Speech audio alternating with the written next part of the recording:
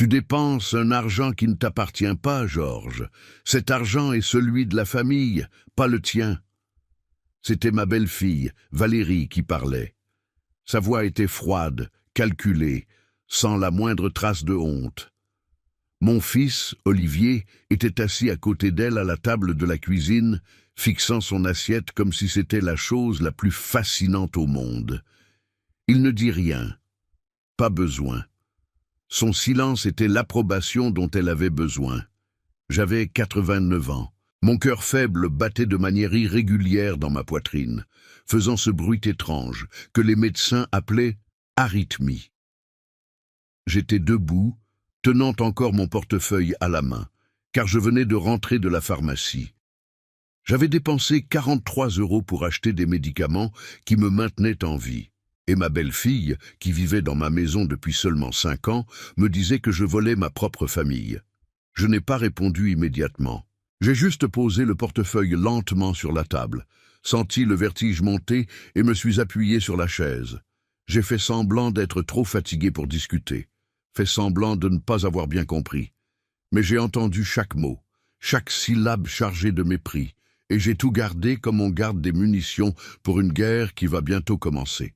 Mon nom est Georges Moreau. Je suis né à Tours, dans la région du Val-de-Loire, en 1935, un jour froid de mars où ma mère a failli mourir en couche. J'ai grandi dans une France qui guérissait encore de la Première Guerre mondiale et qui allait bientôt saigner dans la Seconde. Mon père était cheminot, ma mère couturière. Nous étions pauvres, mais pas misérables. Nous avions de la nourriture sur la table. Nous avions un toit. Nous avions notre dignité. J'ai travaillé 54 ans comme technicien électricien à la SNCF, la compagnie ferroviaire nationale. J'ai commencé à 15 ans comme apprenti, portant des caisses à outils qui pesaient plus lourd que moi, me levant à 5 heures du matin pour prendre le premier train, rentrant chez moi avec les mains sales de graisse et les muscles douloureux. J'ai appris le métier avec des hommes durs, qui n'avaient pas de patience pour l'erreur. J'ai appris qu'un travail bien fait n'a pas besoin d'éloges, mais qu'un travail mal fait vous poursuit toute votre vie. J'ai pris ma retraite à 69 ans, en 2004, en tant que superviseur d'équipe de maintenance. 54 ans de service, 54 ans de cotisation à la sécurité sociale française. 54 ans qui me garantissaient une retraite de 2400 € par mois. De l'argent honnête, de l'argent gagné. Mon argent. J'ai épousé Hélène Duchamp en mai 1957. Elle avait 20 ans, j'en avais 22. La cérémonie a eu lieu à l'église Saint-Julien, une petite église mais jolie, avec des vitraux colorés qui peignaient le sol en rouge et bleu quand le soleil brillait au bon moment. Nous avons invité 50 personnes, mes parents, les siens, oncles, cousins, amis du travail. Nous avons fait la fête dans la salle communautaire du quartier. Nourriture simple, vin bon marché, musique de phonographe, mais c'était beau, c'était à nous. Hélène était couturière comme ma mère. Elle travaillait dans un atelier qui fabriquait des uniformes pour les hôpitaux et les écoles. Doigts rapides, yeux précis, patience infinie. Elle pouvait coudre un ourlet parfait tout en parlant, riant, racontant des histoires. J'ai toujours trouvé cela magique. Nous n'avons eu qu'un seul enfant, Olivier. Il est né en février 1958, durant l'hiver le plus froid que Tours ait connu depuis des décennies. Les rues étaient couvertes de glace, les tuyaux gelés. Hélène est entrée en travail à 3 heures du matin. J'ai couru dans la rue sombre et glacée jusqu'à la maison du voisin qui avait le téléphone. J'ai appelé l'hôpital. Je suis revenu en courant. L'ambulance a mis 40 minutes à arriver car les routes étaient impraticables. Olivier est né à la maison. Dans notre lit, avec la sage-femme improvisée qui était en fait la boulangère du coin et qui avait aidé à mettre au monde la moitié des enfants du quartier. Quand j'ai entendu ses pleurs, quand j'ai vu Hélène tenant ce bébé rouge et ridé contre sa poitrine, j'ai juré que j'allais tout faire correctement, que j'allais être le père que mon père avait été pour moi, que j'allais enseigner le travail, le respect, la dignité. Olivier a grandi dans une maison pleine d'amour et vide de luxe. Nous n'avions pas de voiture, nous n'avions pas de télévision jusqu'à ses 10 ans, nous ne partions pas en vacances, mais nous dînions ensemble tous les soirs, nous avions des conversations, nous avions des rires. J'ai appris à Olivier à faire du vélo sur la place en face de l'église. Je lui ai appris à réparer une prise, changer un fusible, monter un circuit électrique simple. Hélène lui a appris à cuisiner, à laver le linge, à coudre un bouton. Il était bon élève. Il avait de bonnes notes. Il aimait les mathématiques et les sciences.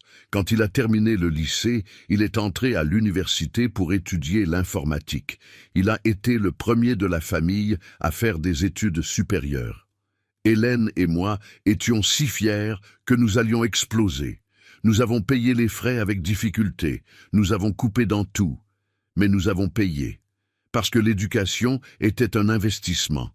C'était l'avenir. C'était une porte qui s'ouvrait. Olivier a obtenu son diplôme en 1982. Il a trouvé un bon emploi dans une entreprise de technologie à Tours. Bon salaire, bonne perspective, bon avenir. Il a rencontré Valérie en 1997. Elle était secrétaire dans l'entreprise. Belle, polie, sourire facile, vêtements toujours impeccables, ongles toujours faits. Ils se sont fréquentés pendant 3 ans. Ils se sont mariés en 2000. Hélène et moi l'aimions bien au début. Elle était gentille, serviable, disait les bonnes choses au bon moment. Elle apportait des fleurs quand elle venait dîner. Elle complimentait la cuisine d'Hélène. Elle m'appelait Papa Georges, avec cette voix douce.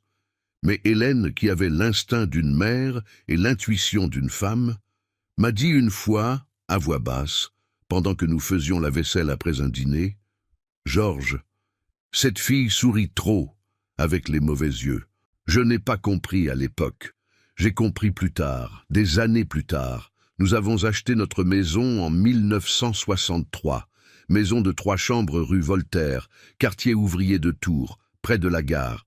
Nous l'avons payée avec un prêt de 30 ans, 30 ans de mensualité qui mordait le salaire chaque mois. Mais elle était à nous. Chaque brique, chaque planche, chaque tuile. Nous l'avons rénovée petit à petit. Nous l'avons peinte, changé le sol, modernisé la salle de bain, planté un jardin. Cette maison a grandi avec nous. Elle a vu Olivier faire ses premiers pas.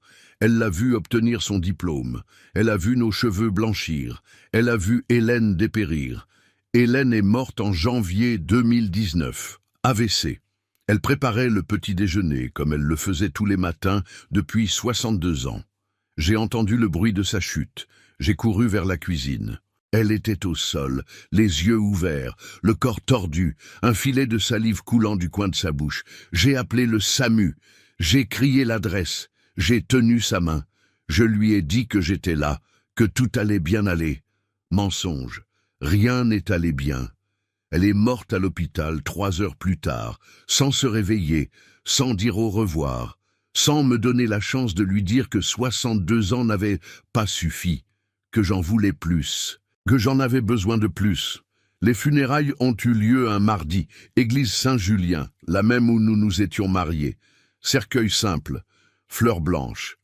Prêtre qui ne la connaissait pas lisant un texte générique sur la vie éternelle.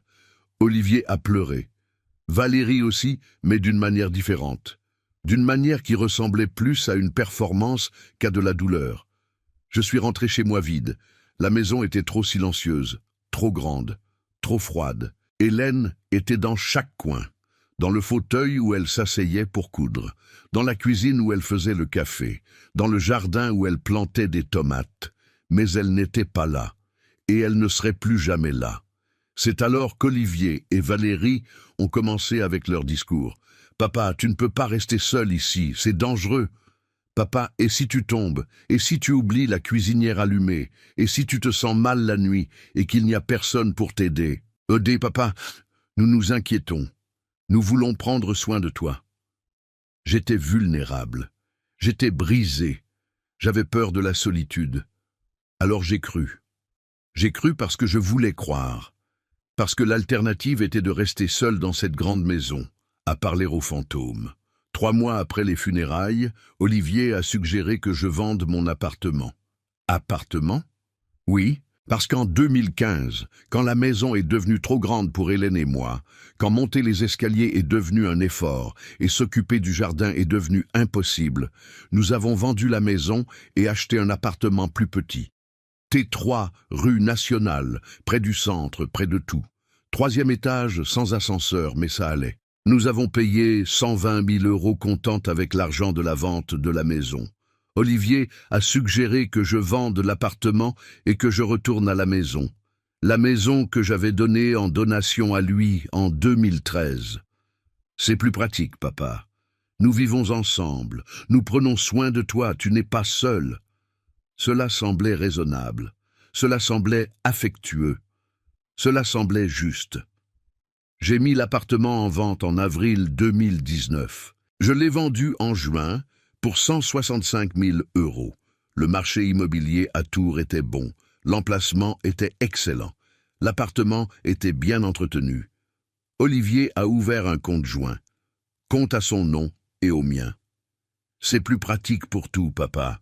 Si tu as besoin de quelque chose et que tu ne peux pas sortir, je m'en occupe.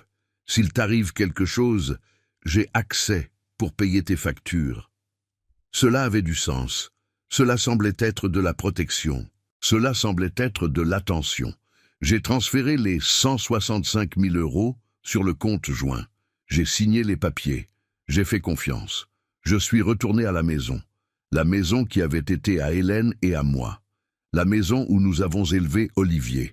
La maison qui appartenait maintenant légalement à lui parce que j'avais fait une donation en pleine propriété en 2013, suivant les conseils du notaire pour réduire les droits de succession, mais avec usufruit viager, droit d'y vivre jusqu'à ma mort, droit garanti par la loi, droit inviolable, ou du moins c'est ce que je pensais. Les premiers mois ont été supportables. Valérie cuisinait, Olivier tondait la pelouse. Je restais dans mon coin, essayant de ne pas déranger, essayant de ne pas être un fardeau. Je lisais le journal, j'écoutais la radio, je regardais la télévision. J'évitais de parler d'Hélène parce que chaque fois que je le faisais, je voyais le regard de Valérie se durcir, comme si la nostalgie avait une date d'expiration et que la mienne était dépassée. Mais peu à peu, lentement comme la rouille qui corrode sans faire de bruit, les choses ont changé. Cela a commencé par de petits commentaires, des observations qui semblaient inoffensives, mais qui étaient chargées de venin. « Georges, tu as encore laissé la lumière de la salle de bain allumée. L'électricité n'est pas gratuite, tu sais ? Georges, tu as pris une douche de 40 minutes. La facture d'eau va être élevée. Tu dois faire plus attention.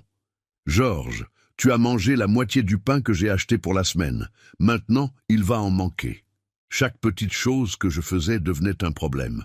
Chaque petite dépense devenait du gaspillage.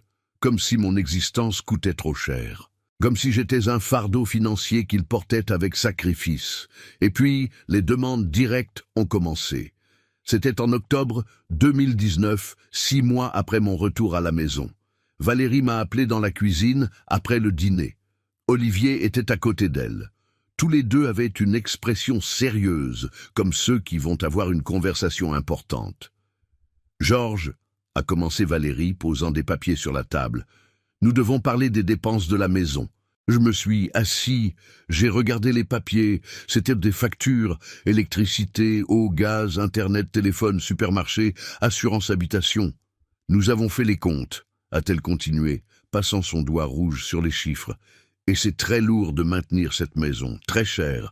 Nous ne nous attendions pas à ce que cela coûte autant. Olivier a complété. « Papa, ce n'est pas qu'on se plaigne. Nous te voulons ici. Mais nous devons partager les coûts de manière équitable. »« Je paie, ai-je dit. Bien sûr que je paie. Combien pensez-vous qu'il soit juste ?» Valérie et Olivier se sont regardés. Puis elle a dit « 1 700 € par mois. 1 700 €. Sur ma retraite de 2 400, il me resterait 700 € pour les médicaments, les vêtements, les petites dépenses personnelles. D'accord, ai-je dit, parce que cela semblait raisonnable, parce que je voulais contribuer, parce que je ne voulais pas être un fardeau. Le mois suivant, j'ai commencé à transférer 1 700 € tous les premiers du mois sur le compte joint. De l'argent qui disparaissait immédiatement, De l'argent que je ne revoyais jamais. De l'argent qui, selon Valérie, couvrait à peine les dépenses de base. Mais les plaintes n'ont pas cessé. « Georges, tu as encore acheté du pain à la boulangerie? J'achète au supermarché, ça coûte moitié prix. Tu jettes l'argent par les fenêtres. » C'était vrai. Je préférais le pain de la boulangerie Sabourin, celle du coin, où le propriétaire me connaissait depuis les années 60, où le pain sortait chaud du four à 7 heures du matin et avait le goût de l'enfance. Il coûtait 2,50 € de plus que le pain industriel du supermarché. Mais c'était mon argent, mes 700 €, mon petit plaisir. Mais Valérie ne le voyait pas ainsi. « Georges, tu as donné 15 € de pourboire au serveur. 15 €? C'est exagéré. 5 € auraient largement suffi. Georges, tu as dépensé 28 € pour acheter des fleurs à mettre sur la tombe d'Hélène. Tu fais ça toutes les semaines. Elle est morte, Georges. Elle n'a pas besoin de fleurs toutes les semaines. » Chaque dépense que je faisais était examinée, jugée, questionnée. Comme si mes 700 € n'étaient pas vraiment à moi, comme si j'avais besoin d'une autorisation pour dépenser ce qui restait de ma propre retraite. En décembre 2019, Valérie a commencé un autre type de contrôle. « Georges, nous pensons qu'il vaut mieux que tu ne sortes plus seul. Tu as 85 ans. Tu peux tomber.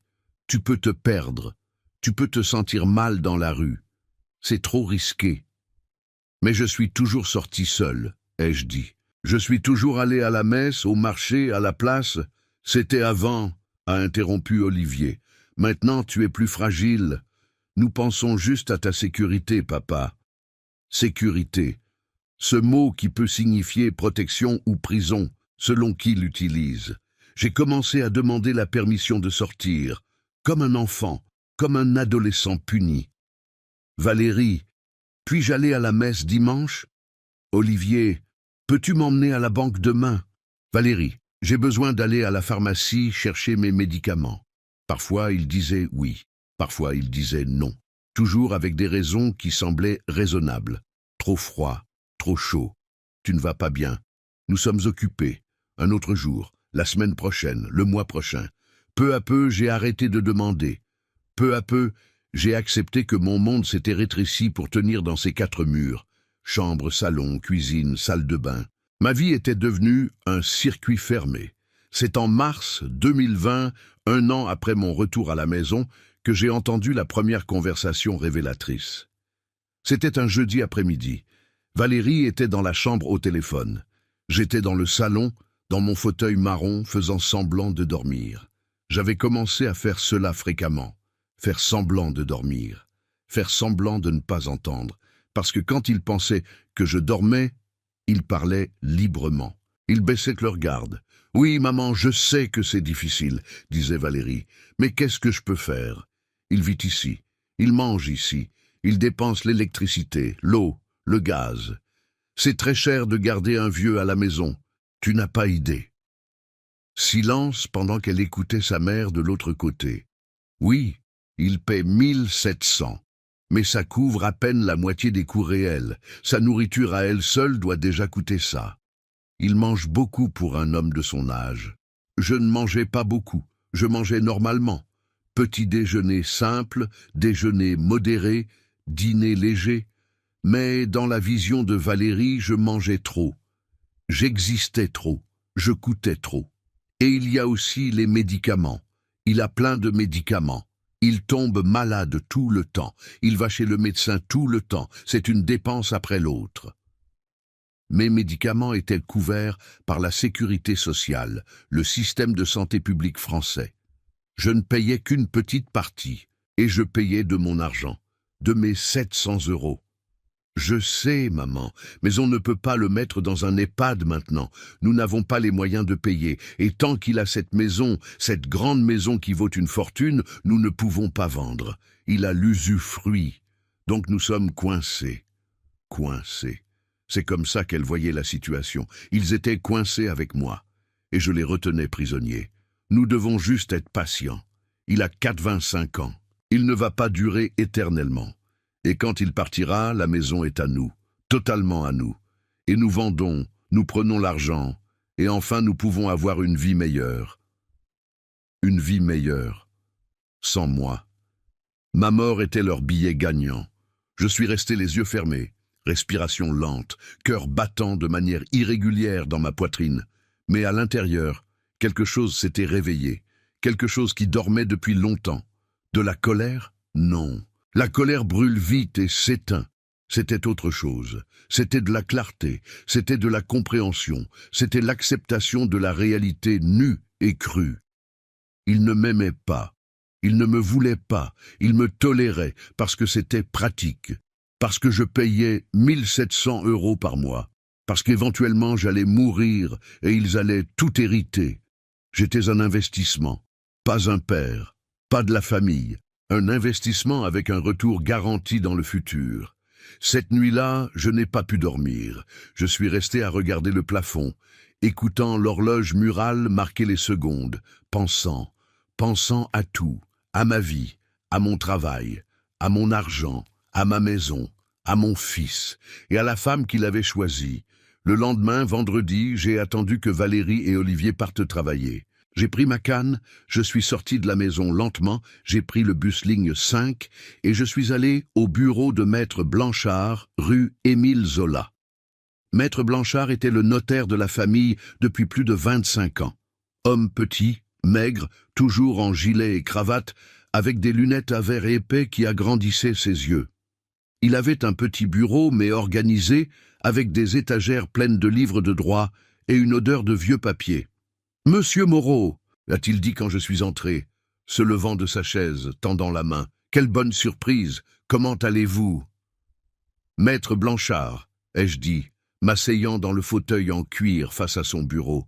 « J'ai besoin de votre aide, et j'ai besoin que cela reste entre nous. » Il a joint les mains sur son bureau, expression sérieuse, professionnelle. « Secret professionnel, monsieur.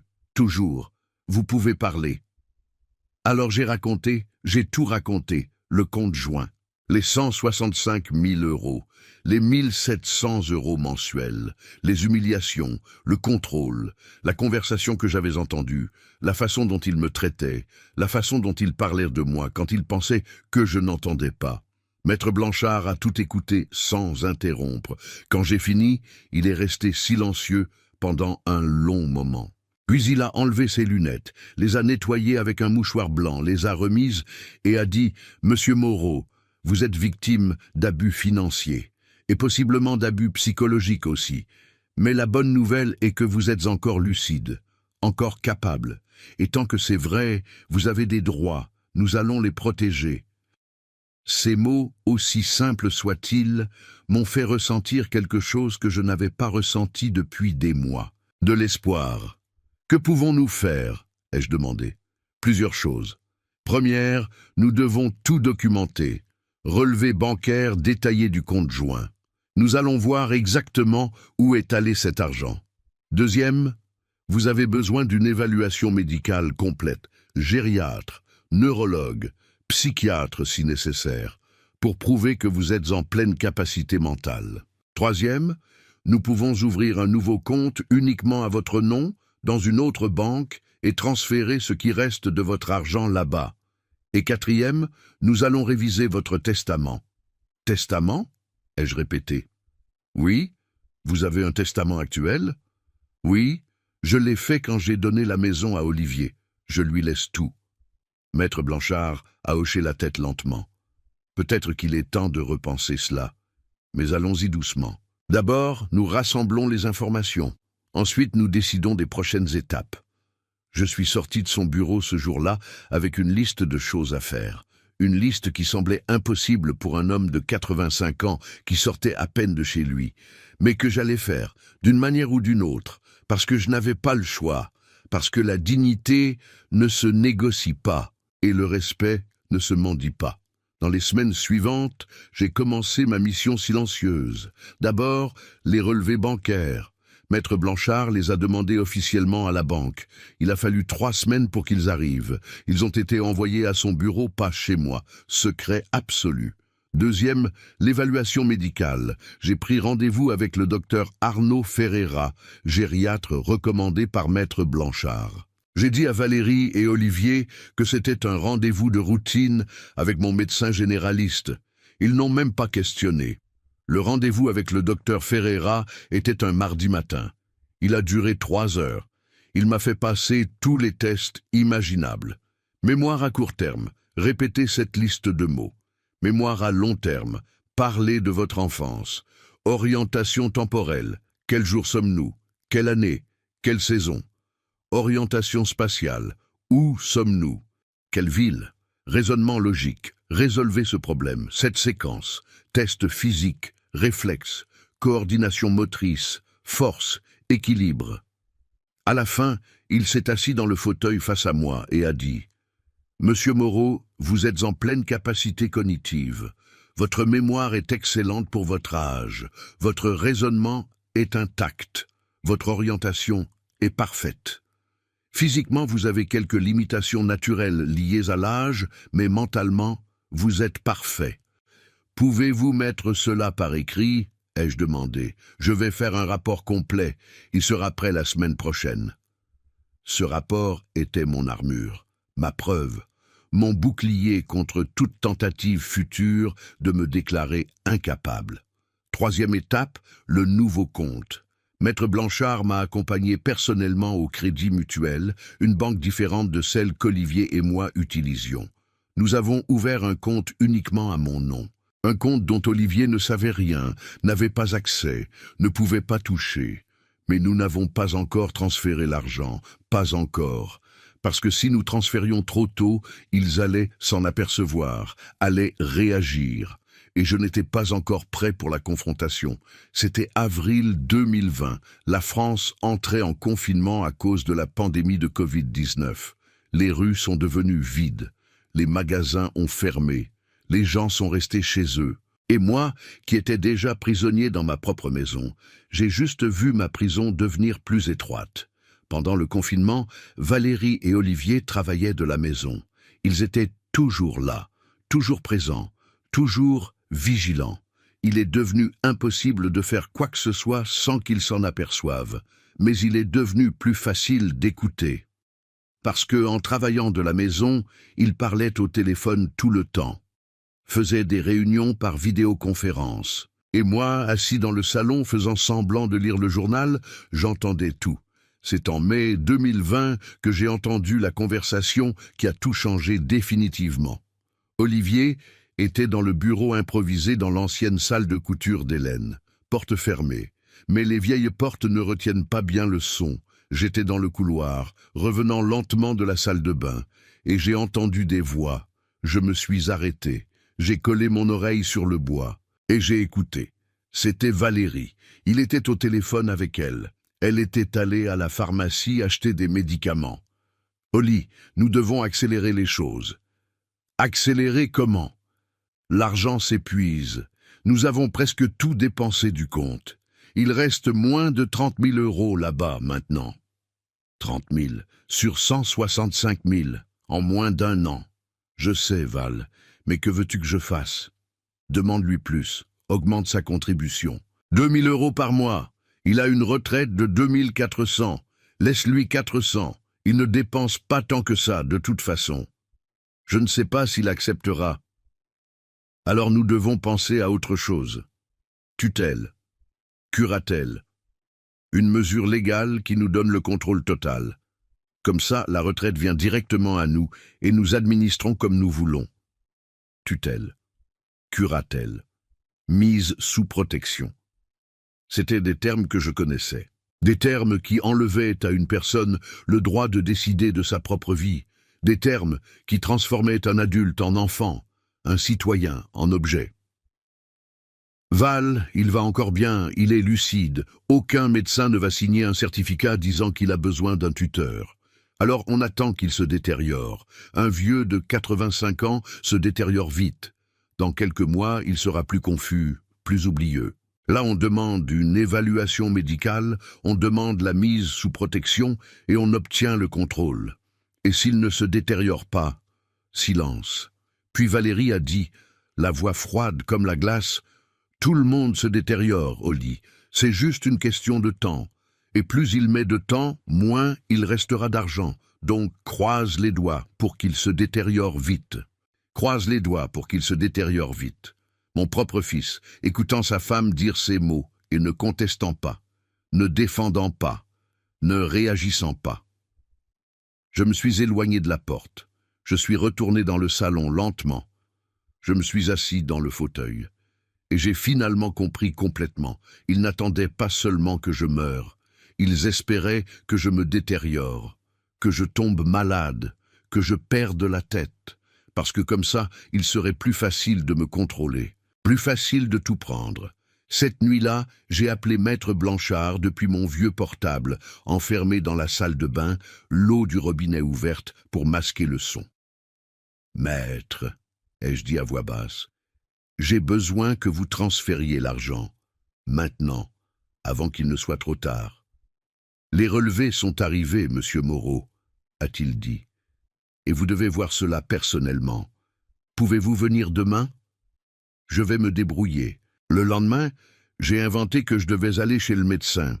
Rendez-vous de routine qui avait été reporté. Olivier a grogné, mais m'a emmené en voiture. Il m'a déposé à la porte du cabinet médical. A dit qu'il reviendrait dans 1 heure pour me chercher. Dès qu'il est parti, j'ai pris un taxi et je suis allé au bureau de Maître Blanchard. Les relevés étaient sur le bureau, 37 pages. 37 pages de chiffres qui racontaient l'histoire d'une trahison systématique et méticuleuse. « Asseyez-vous, monsieur Moreau », a dit gentiment Maître Blanchard. Je me suis assis. J'ai regardé ses papiers, et il a commencé à expliquer. « Au cours des 12 derniers mois, depuis que vous avez déposé les 165 000 € sur le compte joint, 137 000 € ont été dépensés. 137 000. En 1 an. Où est allé cet argent ? Ai-je demandé, bien que je savais déjà que je n'allais pas aimer la réponse. Maître Blanchard a commencé à feuilleter les relevés, pointant des éléments spécifiques. 28 000 €, achat de véhicule. Renault, capture neuve, immatriculé au nom de Valérie Moreau. 85 000 €, apport pour acquisition d'un bien immobilier à Saint-Malo, en Bretagne, maison de plage, enregistrée au nom d'Olivier Moreau et Valérie Moreau. Ils avaient acheté une maison de plage, avec mon argent, sans me le dire, 7 400 €, magasin de meubles, achat de canapé, table à manger, lit, livraison à une adresse à Saint-Malo. Ils avaient meublé la maison de plage, avec mon argent, 4 500 €, agence de voyage, billets et hôtels pour la Martinique. 2 personnes, 1 semaine. Ils avaient voyagé aux Caraïbes, avec mon argent. Pendant qu'ils me disaient que tout était serré financièrement, Maître Blanchard a continué. Restaurant cher, vêtements de marque, électronique, salle de sport, spa, dentiste esthétique, bijoux, parfums. Ce n'étaient pas des dépenses nécessaires, c'était des luxes, des caprices, la belle vie financée avec de l'argent qui ne leur appartenait pas. Et les dépenses de la maison, ai-je demandé. Les 1 700 € que je paie tous les mois? Maître Blanchard s'est tourné vers une autre section des relevés. Les dépenses réelles de la maison s'élèvent à environ 900 € par mois. Électricité, eau, gaz, internet, assurance, supermarché. Vous payez presque le double du nécessaire. Il me facturait 1 700, dépensait 900 pour la maison et empochait 800 de différence. Tous les mois, pendant 1 an, près de 10 000 € de plus. C'est de la fraude, monsieur Moreau. Usage abusif de comptes joints, abus financiers de personnes âgées, ce sont des délits, punissables par la loi. Qu'est-ce qui reste? Ai-je demandé, la voix faible. 28 000 €. Sur 165 000, il restait 28 000. Ils avaient consommé presque tout mon argent en 1 an, et ils prévoyaient de prendre le reste, et ma retraite, et de me faire interner quand il ne resterait plus rien à sucer. Monsieur Moreau, a dit doucement Maître Blanchard, voulez-vous porter plainte? J'ai réfléchi. J'ai pensé à Olivier enfant. J'ai pensé à toutes les couches que j'avais changées, toutes les nuits blanches quand il était malade, tous les sacrifices que j'avais faits pour qu'il étudie, est un avenir, est une vie meilleure que la mienne. J'ai pensé à Hélène, à ce qu'elle dirait, à ce qu'elle ferait. Et j'ai pensé à moi, à 85 ans de vie honnête, de travail dur, d'argent gagné à la sueur de mon front. Je ne veux pas porter plainte, ai-je dit. Je veux quelque chose de mieux. Je veux une justice du genre qui fait plus mal, du genre qui enseigne. Maître Blanchard a hoché la tête lentement. Je comprends. Alors, faisons ce qui suit. Ce jour-là, nous avons pris des décisions définitives. Première, transfert immédiat des 28 000 € restants du compte joint vers mon compte personnel au Crédit Mutuel. Fait sur le champ, électroniquement, irréversible. Deuxième, redirection de ma retraite. À partir du mois prochain, les 2 400 € viendraient directement sur mon compte personnel, pas sur le compte joint. Troisième, clôture du compte joint. Quatrième, Nouveau Testament. Testament où je laissais absolument clair qu'Olivier hériterait uniquement et seulement de la nue propriété de la maison qui était déjà à lui. 0 €. 0 bien mobilier. 0 compte bancaire. Le reste serait divisé entre des institutions caritatives spécifiques qui s'occupaient des personnes âgées. Vous êtes sûr ? A demandé Maître Blanchard avant de rédiger. Absolument. Nous avons passé 2 heures à rédiger le testament parfait. Testament à l'épreuve de contestation. Testament qui laissait clair que j'étais en pleine capacité mentale. Nous avons annexé le rapport du docteur Ferreira. Testament qui expliquait mes raisons sans être trop émotionnel, mais en étant clair. Et nous avons inclus un paragraphe spécial, un paragraphe final, qui était un message direct pour Olivier. Je ne laisse que la maison à mon fils Olivier, non par générosité, mais parce qu'elle est déjà légalement à lui. Je ne laisse rien de plus, parce qu'il a déjà tout pris, pendant que j'étais encore vivant. J'espère que la maison qui a été construite avec amour deviendra un rappel constant que la dignité n'a pas de prix, que le respect ne s'achète pas, et que la vraie famille ne se mesure pas en euros. Signé Georges-Auguste Moreau. J'ai signé le testament. 2 témoins ont signé. Maître Blanchard l'a officiellement enregistré chez le notaire. Voilà, a-t-il dit. C'est fait. Et maintenant, j'attends le bon moment. Le moment où ça fera le plus mal. Je suis retourné au cabinet médical à temps pour qu'Olivier vienne me chercher. Je suis monté dans la voiture. Il a demandé comment s'était passé le rendez-vous. Normal, ai-je dit. Tout normal. Mensonge. Rien n'était normal. Tout avait changé. Mais il ne le savait pas encore. Juin est passé. Juillet est passé. Je continuais à faire semblant de normalité, à payer 1 700 € par mois. Mais maintenant, l'argent venait de mon compte personnel. Olivier et Valérie n'ont pas remarqué la différence, parce que l'argent continuait à arriver. Mais en août, ils ont remarqué que quelque chose n'allait pas. C'était le 1er août, le jour où ma retraite tombait toujours. Olivier a vérifié le compte joint, a froncé les sourcils, a vérifié à nouveau. « Papa » m'a-t-il appelé. Ta retraite n'est pas tombée sur le compte. Non, ai-je dit, faisant semblant d'être surpris. C'est étrange. Tu as changé quelque chose. Tu as parlé à quelqu'un de la CNAV. La CNAV était la Caisse nationale d'assurance vieillesse, l'organisme qui paie les retraites en France. Non, ai-je menti. Je n'ai rien changé. Je vais devoir les appeler pour voir ce qui s'est passé. Vas-y, ai-je dit. J'appelle. Je règle ça. Mais je n'ai pas réglé. Évidemment, je n'ai pas réglé, parce qu'il n'y avait rien à régler. L'argent tombait normalement, juste sur un autre compte. Les jours sont passés. Olivier insistait. Je disais que j'essayais de régler, que la bureaucratie était compliquée, que ça allait prendre du temps. Le 15 août, ils ont remarqué autre chose. Valérie a essayé d'utiliser le compte joint pour payer quelque chose, achat en ligne, carte refusée.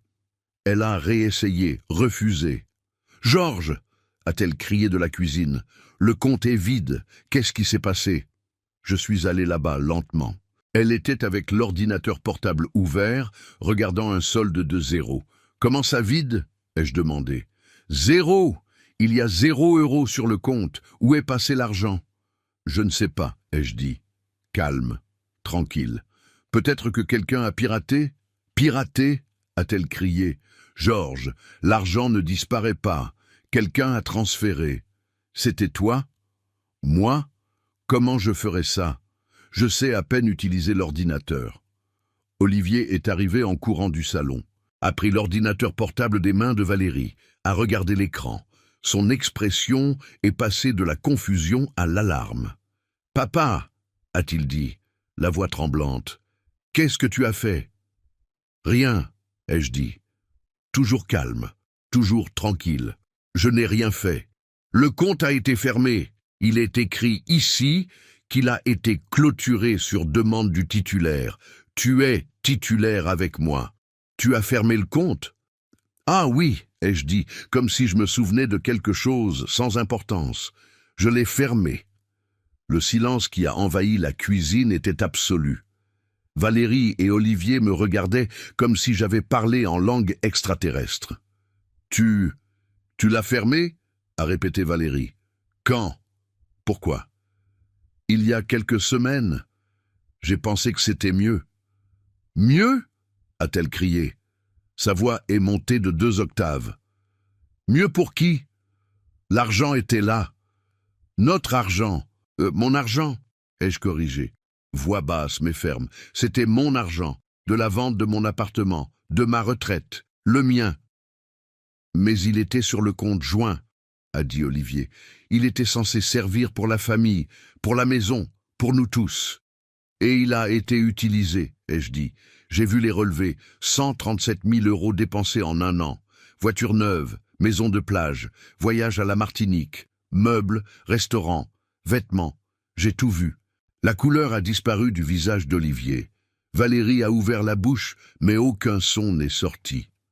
Vous avez acheté une maison de plage avec mon argent, ai-je continué, sans me le dire, sans me demander. Vous avez juste pris, comme si c'était à vous. Nous allions te le dire, a commencé Olivier. Quand? L'ai-je interrompu. Quand vous auriez déjà tout dépensé? Quand il ne resterait plus rien? Valérie a retrouvé sa voix. Georges, tu ne comprends pas. Cet argent était pour la famille, pour nous tous. La maison de plage est pour que nous l'utilisions tous, pour toi aussi. Je n'ai jamais été invité, ai-je dit. Vous y êtes allé en juillet. Vous avez passé 2 semaines là-bas. Je suis resté ici tout seul. Vous ne saviez même pas que je savais que vous l'aviez acheté. Olivier a passé sa main dans ses cheveux, a respiré profondément. Papa, d'accord, d'accord. Nous avons fait une erreur. Nous aurions dû te le dire. Mais ce n'était pas avec de mauvaises intentions. Nous voulions juste, nous pensions que j'étais trop bête pour m'en apercevoir, ai-je complété, que j'étais trop vieux pour comprendre, que j'allais mourir bientôt de toute façon, donc peu importe. Non, a nié Olivier, mais le déni sonnait faux même pour lui. J'ai entendu, ai-je dit, le regardant droit dans les yeux qui avaient la même couleur que les miens. Je vous ai entendu parler, disant que je mettais trop de temps à mourir, disant que vous attendiez que je me détériore pour demander la mise sous protection, disant que vous deviez avoir de la patience parce que bientôt je serais assez confus pour que vous preniez le contrôle total. Olivier a fermé les yeux. Valérie a regardé le sol. Donc oui, ai-je continué, j'ai fermé le compte. J'ai transféré ce qui restait sur un compte uniquement à mon nom. J'ai redirigé ma retraite et j'ai protégé ce qui est à moi. Où est l'argent? A demandé Valérie, sans détour, droit au but, parce qu'au final c'était la seule chose qui comptait pour elle. En lieu sûr. Combien reste-t-il? Suffisamment. Georges, a-t-elle explosé. Tu ne peux pas faire ça. Tu vis ici, tu manges ici, tu utilises tout ici, tu dois contribuer. Je contribue, ai-je dit calmement. J'ai contribué pendant 1 an entier avec 1 700 € par mois, bien plus que les dépenses réelles de la maison qui sont de 900 €. Vous empochiez la différence. Tous les mois, vous pensiez que je n'allais pas découvrir. Olivier a ouvert les yeux. Comment sais-tu combien sont les dépenses de la maison? Parce que j'ai vu, relevé détaillé, chaque facture, chaque dépense, chaque centime. J'ai tout vu. Tu nous as espionnés? A dit Valérie, incrédule. Tu as fouillé dans nos dépenses? Quel genre de père fait ça? Le genre qui est volé par ses propres enfants, ai-je répondu. Nous ne t'avons pas volé, a crié Olivier, la première fois qu'il me criait dessus depuis des décennies. Cet argent était sur le compte joint, c'était légal. Nous avions un accès légal. Avoir accès ne signifie pas avoir la permission, ai-je dit. Un compte joint n'est pas un chèque en blanc pour tout dépenser sans consulter. Surtout quand c'est de l'argent que j'ai mis, de l'argent que j'ai gagné, de l'argent que je vous ai confié. Silence pesant. Puis Valérie a fait un pas en avant. Sa voix a changé, est devenue douce, manipulatrice. Le ton qu'elle utilisait quand elle voulait quelque chose. Georges, écoute. Parlons calmement. Réglons ça. Nous savons que nous avons fait une erreur, mais nous pouvons arranger ça. Tu peux remettre l'argent sur le compte joint. Nous promettons d'être plus transparents. Nous promettons de te consulter sur tout. D'accord? Non. Georges, non, ai-je répété. Je ne vais pas remettre l'argent sur un compte auquel vous avez accès. Je ne vais pas refaire confiance. Vous avez eu ma confiance, et vous l'avez gaspillée. Alors comment ça va fonctionner? A demandé Olivier. Tu vas vivre ici gratuitement, manger gratuitement, utiliser tout gratuitement? Je vais payer ma part équitable, ai-je dit. 900 € par mois, c'est ce que la maison coûte réellement. Je vais transférer tous les mois, mais du reste de ma retraite, vous ne touchez plus. C'est à moi. Et si on n'accepte pas, a dit Valérie. Et si on dit que tu dois payer les 1700 ou partir? J'ai un droit d'usufruit viager, ai-je dit calmement. Enregistré chez le notaire. Cette maison est légalement à vous, mais j'ai le droit légal d'y vivre jusqu'à ma mort. Vous ne pouvez pas m'expulser. C'est la loi. La mâchoire de Valérie s'est serrée. On peut te poursuivre. Demander qu'un juge t'oblige à contribuer davantage. Vous pouvez essayer, ai-je dit, mais j'ai un certificat médical récent prouvant que je suis en pleine capacité mentale. J'ai des relevés prouvant que j'ai payé plus que ma part pendant 1 an. J'ai la documentation de toutes vos dépenses excessives et j'ai un avocat. Bonne chance. Olivier s'est assis sur la chaise de la cuisine, a mis sa tête entre ses mains. Je n'arrive pas à croire ça. Je n'arrive pas à croire que mon propre père nous fait ça. Moi non plus je n'arrivais pas à croire, ai-je dit doucement, que mon propre fils serait capable de me voler et de planifier de me faire interner pour prendre le reste. Il n'a pas répondu. Parce qu'il n'avait pas de réponse. Cette nuit-là, personne n'a dîné. La maison est restée dans un silence tendu. Valérie a verrouillé la porte de la chambre. Olivier a dormi sur le canapé. Je suis resté dans mon lit, regardant le plafond, écoutant mon cœur battre de manière irrégulière, mais ressentant quelque chose de nouveau, du pouvoir, du contrôle, de la dignité retrouvée. Les mois suivants ont été une guerre froide. Il ne me traitait pas bien, mais il ne pouvait pas non plus me traiter trop mal, parce que maintenant j'avais une voix, j'avais de l'argent, j'avais de l'autonomie. Et il savait que s'il dépassait certaines limites, j'avais les ressources pour réagir. J'ai recommencé à sortir, sans demander la permission. Je sortais simplement. Je prenais mon manteau, ma canne, et j'y allais. À la place, à l'église, au café, où je voulais. Au début, Valérie a essayé de protester. « Georges, tu ne devrais pas sortir seul, c'est dangereux. »« J'ai 85 ans, ai-je dit. J'ai marché seul pendant 85 ans. Je pense que je sais prendre soin de moi. Mais si tu tombes, si tu te sens mal, alors quelqu'un va m'aider, comme ils l'ont toujours fait. J'ai un portable, je sais appeler au secours. Je ne suis pas invalide. » Elle n'a pas insisté, parce qu'elle savait qu'elle n'avait plus de contrôle. Je suis retourné voir Maurice à la place. Il a remarqué le changement immédiatement. « Georges !» a-t-il dit, me regardant avec ce regard pénétrant de quelqu'un qui connaît quelqu'un depuis 80 ans. « Tu es différent, plus droit, plus vivant. Qu'est-ce qui s'est passé? Je me suis souvenu que je respire encore, ai-je dit, et que tant que je respire, j'ai encore des droits. Il a ri. Il était temps, mon vieux. Il était temps. J'ai recommencé à faire des choses que je ne faisais plus depuis des années. J'achetais du pain à la boulangerie que j'aimais. Je prenais un café au bistrot du coin. J'achetais des fleurs toutes les semaines pour la tombe d'Hélène. Je dépensais mon argent comme je voulais, parce que c'était le mien. Valérie se plaignait toujours, mais maintenant je m'en fichais. Georges, tu as encore acheté du pain cher. Oui, je l'ai acheté. C'est du gaspillage. C'est mon argent. Mon gaspillage.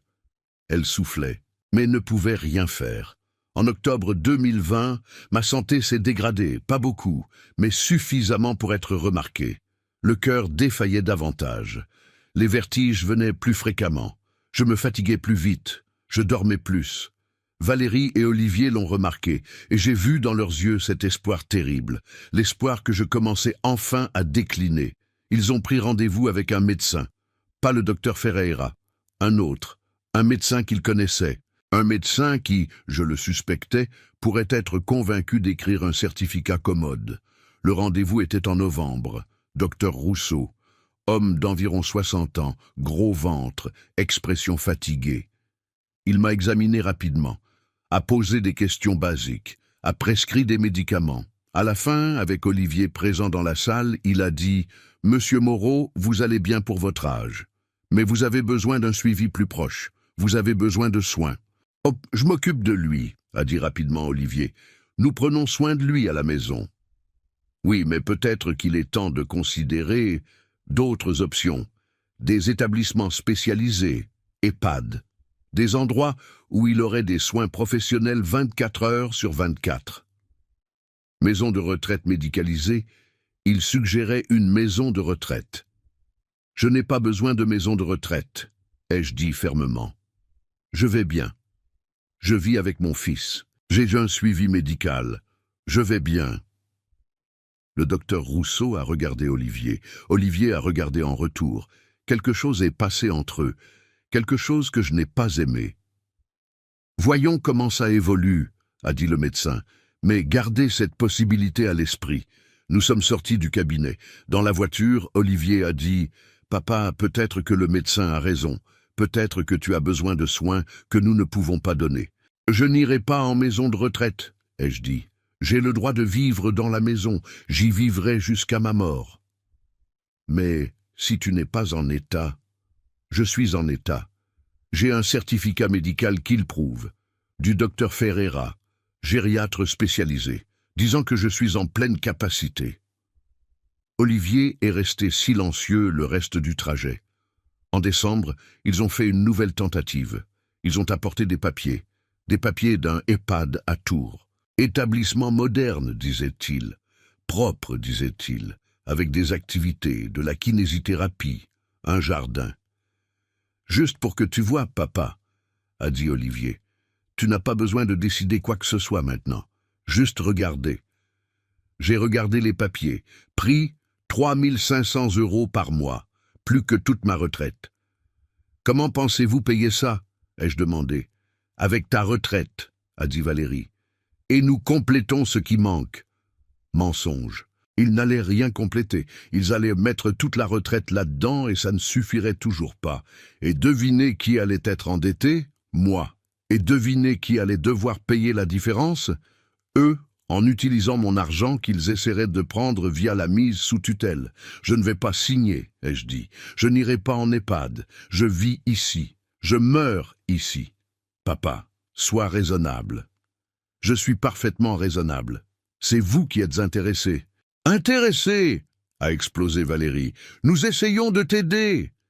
Vous essayez de vous débarrasser de moi, ai-je dit calmement, pour avoir la maison libre, pour ne pas avoir à me supporter, pour ne pas avoir à partager l'espace avec un vieux qui insiste à ne pas mourir assez vite. Ce n'est pas vrai, a dit Olivier, mais sa voix n'avait pas de conviction. Alors regarde-moi dans les yeux, ai-je dit, me tournant vers lui, et dis-moi honnêtement que vous ne vous sentirez pas soulagé quand je mourrai. Il a ouvert la bouche, l'a fermée, a détourné le regard. Silence. Réponse suffisante. Janvier 2021 est arrivé froid et pluvieux. Mon anniversaire était le 23. J'ai eu 86 ans. Valérie a fait un gâteau. Petit, sans bougie, sans fête. Ils ont chanté joyeux anniversaire sans enthousiasme. J'ai remercié poliment. Cette nuit-là, seul dans ma chambre, j'ai pensé à tout. À 86 ans de vie, à 54 ans de travail, à 64 ans de mariage, à un fils que j'avais élevé, à des petits-enfants que je n'ai jamais eus parce qu'Olivier et Valérie avaient décidé qu'ils ne voulaient pas d'enfants. J'ai pensé à Hélène, à ce qu'elle dirait de tout ça, et j'ai entendu sa voix dans ma tête, claire comme si elle était là. « Protège ta dignité, Georges, c'est tout ce que tu as. » Alors j'ai décidé. J'ai décidé que je n'allais pas attendre passivement. Je n'allais pas rester juste à me défendre. J'allais attaquer, j'allais donner la leçon finale, la leçon qu'ils allaient te porter pour toujours. J'ai appelé Maître Blanchard le lendemain. « Maître, j'ai besoin d'ajouter quelque chose au testament. »« Oui, monsieur ?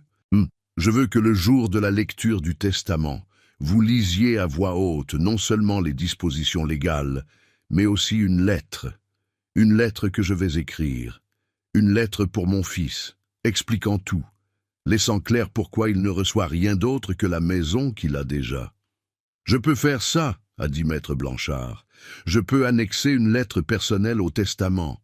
Elle sera lue après les dispositions légales. » Parfait. J'ai passé la semaine suivante à écrire la lettre, à la réécrire, à la perfectionner. Je ne voulais pas que ce soit une lettre coléreuse. Je voulais qu'elle soit vraie, douloureuse, inoubliable. J'ai fini en février. 3 pages, écrites à la main, avec l'écriture tremblante d'un vieux mais les mots fermes d'un homme qui savait exactement ce qu'il voulait dire. Je l'ai apporté à Maître Blanchard. Il l'a lu. Quand il a fini, il a enlevé ses lunettes et s'est essuyé les yeux. C'est une lettre puissante, monsieur Moreau. C'est la vérité. Ça va faire mal. Ça doit faire mal. La douleur enseigne. Il a annexé la lettre au testament. Tout enregistré. Tout officiel. Tout prêt pour le jour où je ne serai plus là pour parler pour moi-même. Mars est arrivé. Avril. Mai. Ma santé oscillait. Bons jours et mauvais jours. Cœur défaillant plus fréquemment. Fatigue profonde. Mes esprits toujours lucides, mémoire toujours intacte, volonté toujours ferme. En juin, j'ai eu un autre malaise. Plus sérieux cette fois. Je suis tombé dans la cuisine. Je me suis cogné la tête. Ça a saigné. Ambulance. Hôpital. 3 jours hospitalisés. Examen. Plus d'examens. Médecin avec des expressions sérieuses disant que mon cœur était à la limite, que n'importe quel jour il pouvait s'arrêter, que je devais me préparer à mourir, il voulait dire. Mais il ne le disait pas ouvertement. Les médecins ne disent jamais ouvertement. Olivier voulait que je reste à l'hôpital. Transfert vers une unité de soins de longue durée. J'ai refusé. J'ai signé une décharge de responsabilité. Je suis retourné à la maison. Parce que si j'allais mourir chez moi, dans mon lit, avec ma dignité. Juillet a été un mois difficile. Je pouvais à peine me lever. Je passais la journée au lit ou dans le fauteuil. Valérie a engagé une infirmière pour venir 3 fois par semaine. Contrôle de tension, médication, hygiène de base. Olivier et Valérie ont commencé à parler entre eux comme si je n'étais pas présent. Des funérailles. De la paperasse, de ce qu'il faudrait faire après. J'écoutais, mais je ne réagissais pas, je gardais juste. Je notais mentalement. Dernière collection de preuves de qui ils étaient vraiment. En août, j'ai appelé Maître Blanchard pour la dernière fois. Il est venu à la maison. Il est monté jusqu'à ma chambre. S'est assis sur la chaise à côté du lit. « Monsieur Moreau » a-t-il dit doucement. « Maître » ai-je dit, voix faible mais ferme, je veux être sûr que tout sera exécuté exactement comme nous l'avons planifié. Ça le sera. J'ai toutes les copies, tout enregistré, tout protégé. Quand le moment viendra, le testament sera exécuté exactement comme vous l'avez déterminé. Et la lettre, elle sera lue, intégralement, en présence de votre fils et de votre belle-fille. Merci, ai-je dit, pour tout, pour avoir cru, pour m'avoir aidé, pour m'avoir donné une voix quand il pensait que je n'en avais plus. Il a serré ma main. C'était un honneur, monsieur. Un véritable honneur. Septembre est passé lentement. Octobre encore plus lentement. Le 27 octobre, un mardi pluvieux, je me suis réveillé en sachant que c'était le jour. Je ne sais pas comment je le savais. Je le savais juste. Le corps sait quand il se termine. J'ai appelé Olivier. Il est venu. S'est assis à côté du lit. « Fils » ai-je dit. « Oui, papa. Je t'ai aimé. Tu le sais ?» Il est resté silencieux, puis a hoché la tête. « Je sais. Tu m'as aimé ?» Silence plus long, puis « oui ». Mensonge. Mais mensonge gentil, mensonge d'adieu. « C'est bon » ai-je dit. « C'est assez. » J'ai fermé les yeux. J'ai respiré profondément. J'ai senti le cœur défaillir. Défaillir. Défaillir. Et s'arrêter. Bureau de maître Blanchard. Petite salle avec des étagères de livres juridiques et une odeur de vieux papier. 3 personnes assises, Olivier Moreau, Valérie Moreau et maître Blanchard. Le notaire a ouvert un dossier épais, a ajusté ses lunettes, a commencé à lire « Testament de Georges-Auguste Moreau, établi par notaire en avril 2020 ». Il a lu les dispositions légales. Olivier hérite de la nue propriété de la maison qu'il a déjà. Fin.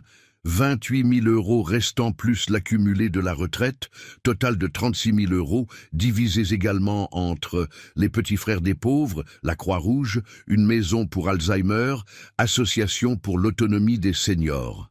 Valérie est devenue blanche. Olivier a fermé les yeux. « Il y a plus », a dit maître Blanchard. Monsieur Moreau a laissé une lettre personnelle à lire à ce moment.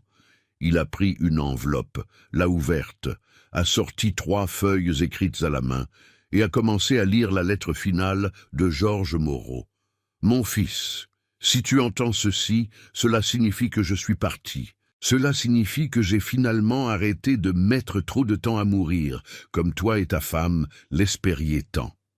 Je ne te laisse que la maison qui était déjà à toi, la maison où tu m'as humilié, la maison où j'ai passé les dernières années de ma vie à être traité comme un fardeau, comme un encombrement, comme un compte qui ne tombe pas juste. Je ne laisse pas d'argent parce que tu l'as déjà pris, 137 000 € en 1 an. Maison de plage, voiture neuve, voyage, luxe, tout avec de l'argent que j'ai travaillé 54 ans pour gagner. J'ai entendu chaque conversation, vu chaque relevé, connu chaque plan. Vous pensiez que j'étais bête, que j'étais confus, que je ne comprenais pas. Mais j'ai tout compris, et j'ai choisi de ne pas réagir avec colère. J'ai choisi de réagir avec justice. L'argent qui reste va à ceux qui s'occupent vraiment des personnes âgées, à ceux qui croient encore que la dignité n'a pas d'âge, à ceux qui traitent les vieux comme des humains, pas comme des objets attendant d'expirer. J'espère que tu seras heureux dans cette maison. J'espère qu'à chaque fois que tu y entreras, tu te souviendras de moi. Tu te souviendras du père que tu as eu et du fils que tu as été. J'espère qu'un jour, quand tu seras vieux, tes enfants, si tu en as, te traiteront mieux que tu ne m'as traité. Je ne te déteste pas. La haine exige une énergie que je n'ai plus. Je te donne juste la seule chose que je peux donner maintenant, une leçon. La dignité ne se négocie pas. Le respect ne s'achète pas. L'amour n'attend pas l'héritage. Et la vraie famille se construit avec des gestes, pas avec des gènes. Adieu, mon fils. Puisses-tu apprendre de ceci. Ton père, Georges. Silence absolu quand maître Blanchard a fini de lire. Valérie avait des larmes aux yeux. De colère, pas de tristesse. Olivier était courbé sur sa chaise, main couvrant son visage. « C'est tout », a dit maître Blanchard, repliant la lettre et la remettant dans l'enveloppe. « Le testament est définitif et incontestable. Des questions ?» Personne n'a répondu. Ils sont sortis du bureau en silence, sont montés dans la voiture, sont retournés à la maison qui était à eux. la seule chose qu'ils ont héritée de Georges Moreau, la maison, et une leçon qu'ils allaient apporter pour toujours. Si vous êtes arrivé jusqu'ici, si cette histoire a touché votre cœur, mettez un like maintenant et abonnez-vous à la chaîne Les Conseils de Papy pour plus de récits de résilience et de dignité dans le troisième âge. Dites-nous dans les commentaires, pensez-vous que Georges a bien fait? Auriez-vous eu le même courage de vous protéger? De quelle ville nous regardez-vous? Et souvenez-vous toujours, le respect n'est pas une faveur, c'est un droit. La dignité n'a pas de date d'expiration. Et le véritable amour ne se mesure pas au patrimoine.